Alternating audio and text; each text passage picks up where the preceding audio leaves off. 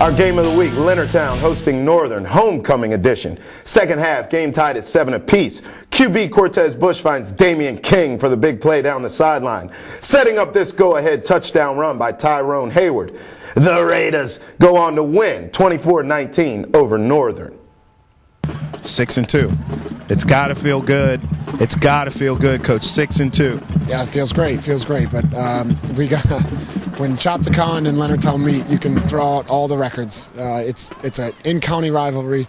It's two very competitive football programs going to go toe-to-toe. So 6-2 feels great, but we know what we got in front of us. Hey, listen, we finished up our Game of the Week coverage this season with you guys at Great Mills. I look forward to seeing you then. See you then, baby. See you then. All right, Coach. Thanks. Raiders senior kicker Doug Bauman is rated one of the best kickers in the state.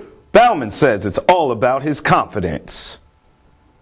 I mean, really, I have the same mindset every single time I walk on the field. Like, you just can't think about it. You just got to trust your holder and your snapper to do the right thing and just make the right calls at all times. Like, on the field, like, coach makes the good decisions with, like, on fourth down instead of, like, last year we used to go for it a lot of times. But right now he's got a lot of trust in me. And, I mean, having that background, I mean, it's a lot easier to go out in the field and just kick with no pressure.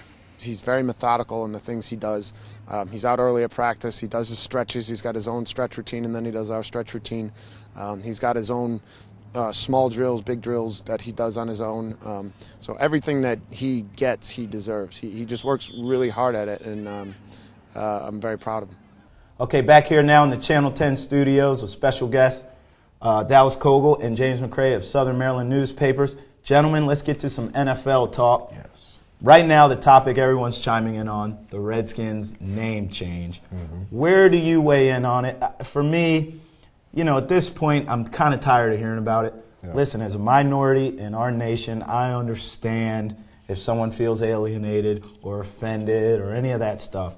But at the same time, where were these people decades ago? I mean, how long have the Redskins been called the Redskins? Yeah.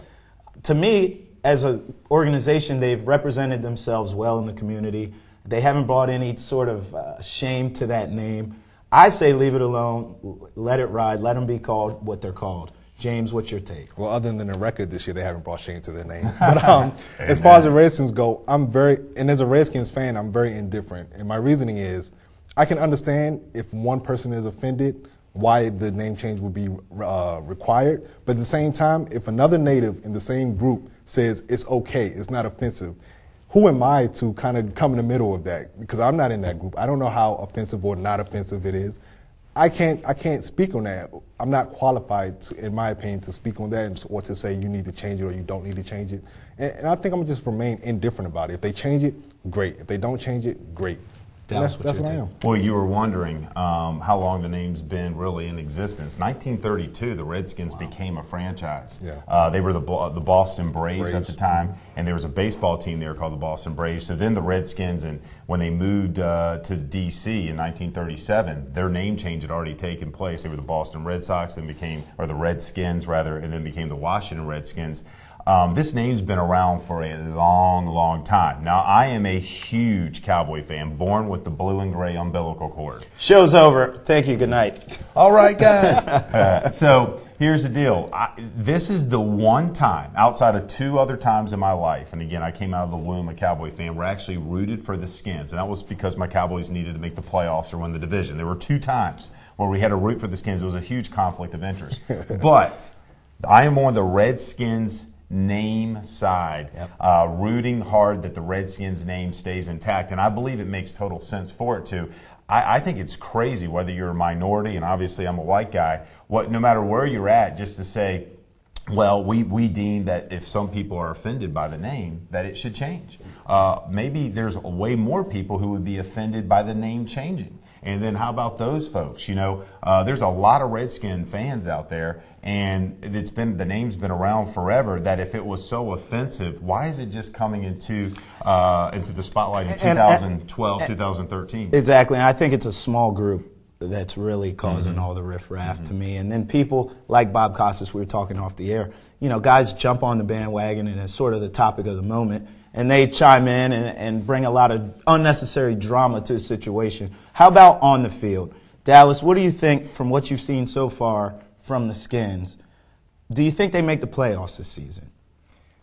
Boy, that's tricky. I'm really going to have to kind of dig deep into my objectiveness. I like to say no, but this is the NFC East. My Cowboys and the Eagles through the first 6 weeks of the season are 3-3. The Redskins only at 1-4 through the first 6 weeks of the season, only a game and a half out of first. There's still a lot of intra-division games that have to take place. I think the way they're playing right now, no, they don't make it. Right. I think RG3 has got to pick up his play. He was wildly inaccurate against the Cowboys on Monday night.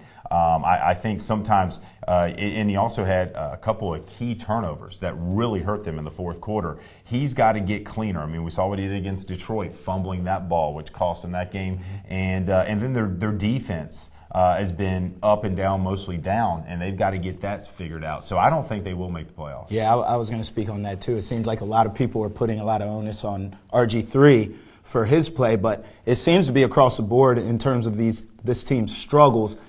I don't know, James, which way are you kind of leaning in terms of does this team – remember, they were 3-6 last season. They made a run, and probably an RG3 injury away from going deep into the playoffs. I don't see that run happening this year. Not at all. I don't think we make the I don't think the Redskins make the playoffs. Speak from a standpoint. I don't think the Redskins make the playoffs. They have, like you said, across the board, the play calling, the offense, the defense, the special teams. Everything is horrible right now, and I don't see any. I haven't seen any positives, and I don't know where they're going to come from.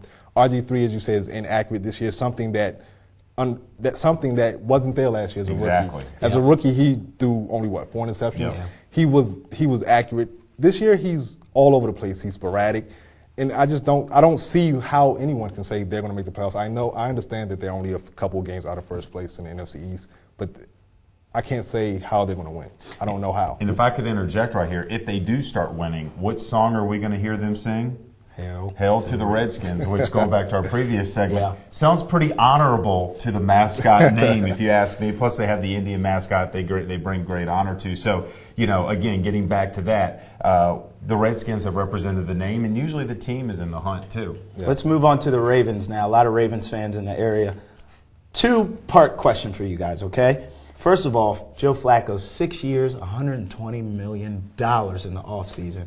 Is Flacco worth that money, A? B, do the Ravens make the playoffs? James, you started off. A, yes, he is worth that money because he took a gamble and a bet on himself, and he hit the jackpot. He didn't sign an extension last year because he said, you know what, I'm not worth that. I'm worth a lot more, and he proved it by going and doing the one thing that you need to do, win a ring. He did that. He's worth every penny, if you ask me.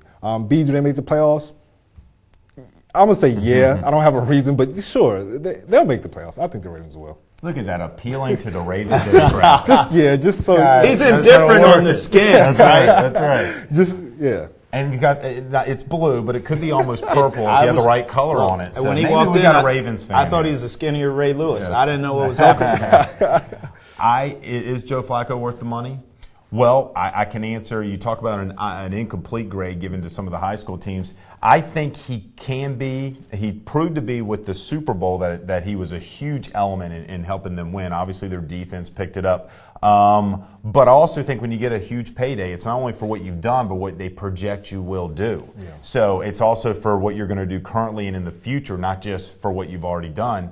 And so with that in mind, I think Flacco probably is worth the money because they did get a ring. He's proven that he can get hot and sometimes have great breaks fall his way, a la the Denver game with the Hail Flacco pass. He gets a lot of flack at times, and that comes with the quarterback position. I do think when you take away an Anquan Bolden from that team, and Ray Rice obviously is not the same running back he was, whether it's injuries or sometimes they hit killing my fantasy. They hit that career wall, and then their defense is not with that defense that we recognize. They have some players there that are trying to learn on the fly, aren't your veteran players that have been in there. So there are other components at play. It's not just Joe Flacco and whether or not the Ravens are going to be good based on him. With that said, I think they have a good shot at making the playoffs because I'm not sold completely that Cincinnati is the team to beat in that division. The Steelers seem to be, reeling a bit. Maybe they're past their prime too. Well, if so, I mean, you got to think one of the wild card spots is definitely coming out of the AFC West. Whoever doesn't win that division. Without a doubt. So there's a wild card spot. up for grabs. I don't think Flacco's worth the money. And to be honest, I don't think the Ravens get that wild card spot. I think they missed the playoffs. However, I will not miss these two gentlemen. James McCRAY, Dallas COGLE, Southern Maryland newspapers. I'd like to thank him for being my guest. Well, thank you for I'd like to having us. thank Hilltop Signs and Graphics for our set. And thank you for watching Southern Maryland Sports Journal with me, Travis Thomas, exclusively on MetroCast Channel 10.